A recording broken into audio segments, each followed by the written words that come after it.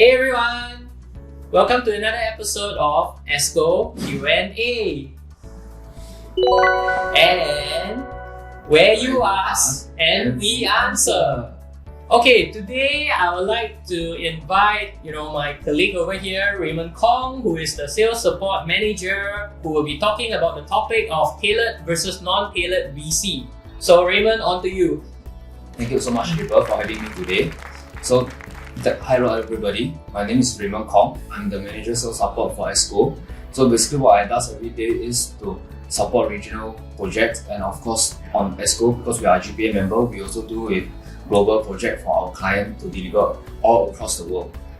I will hope that today I can actually answer all the questions that we have for tailored versus non-tailored. Okay, so let's get on to the first question of today. So can you share, Raymond, what are the key differences between tailored versus non-tailored VC? Okay, very good question, very relevant right now. So for those that are non-tailored version, which is hardware that you actually buy off the rack, pretty much you can see that there are cameras, speakers and mic, right? It's all built in all together, pre-manufactured from the company itself. So those can be just fit into the room, irregardless whether you need to have the consideration of any specs. On the other spectrum that we are talking about are those tailored version with customers who have very specific needs and special requirements in terms of control, more into room automation and or into specific outcomes that they want to achieve in the room. Okay, that's really interesting. So, let's head on to the next question. Yeah, so Raymond, let's start with question number 2, which is what are the pros and cons between both tailored versus non-tailored? Okay.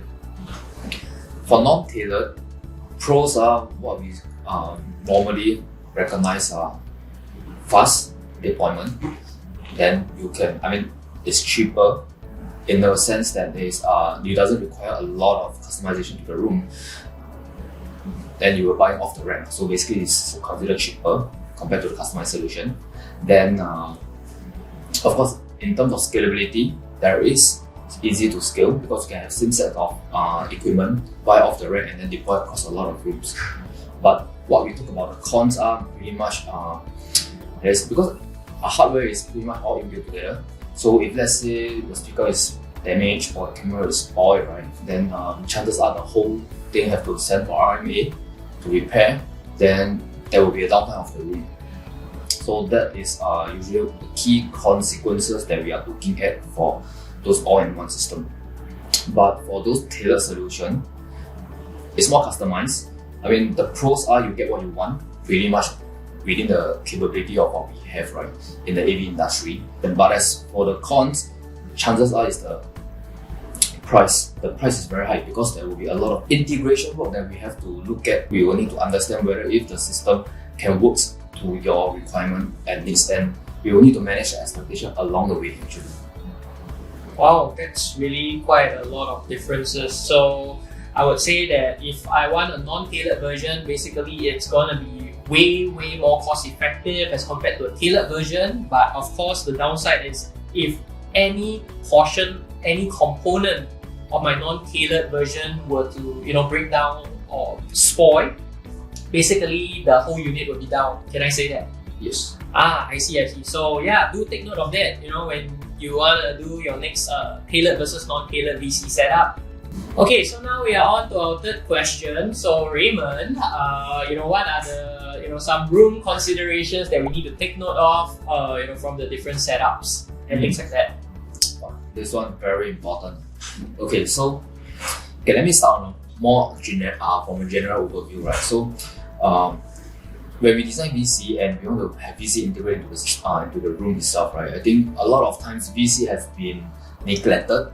Like probably you have a box up of 55 inch, but the room size is catered for 86 inch, right? So this will be having a lot of conflict.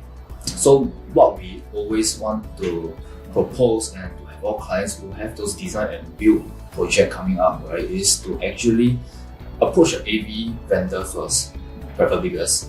Then work with the ID. What we want to achieve at the end is to incorporate our design and their design together so that we can highlight the risks and any of the failure points in the room at a very early stage. Some points to take note of in the room is like glass wall, especially. Aesthetic purpose is very nice. Yes, it's nice, but I mean, of course, if you add on the acoustic treatment into the room, it makes sense. If it's not, and you have to install a VC system, it will affect the audio badly.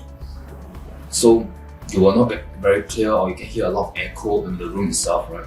So that is one of the key points, that especially when it comes to ID design, right? Yes, you can have glass, but importantly is the acoustic acoustic problem have to be treated. So another thing that we actually we want to consider is also the room shape. So for those normal non-tailored version one that pretty much you are having in those standard meeting room size, like either a square or rectangle, 6 to 16 bags, that kind of size, that pretty much fits the bill. Camera wise, normally can capture everyone, but it's more of the audio side where the other party may hear a lot of echo, which is, I think, the last thing that will happen in the meeting. So tailored version, what we want to emphasize more is the activity you want to do in the room. Boardroom can be also at the same time a training room. So this will affect on the camera positioning, how we want to present your content in the room itself also does play a part. So we will need to know what kind of activities so we can design accordingly to meet the requirement and to program with the hardware selected for the room and to deliver the desired outcomes that we want. So what you're trying to say is that, of course, the AV setup itself is definitely not at the tail end of the project, which I believe right now this is how the current situation is like. So it's actually ideal to be able to be part of the discussion during the designing stage and things like that, right? Yes. Okay, awesome. But I mean, of course, there will be some viewers out there who they're not the experts of this industry itself, and definitely they need to get some form of help and things like that. And I believe we can definitely step in to help them, right? Sure. Wing wing, not a sales talk,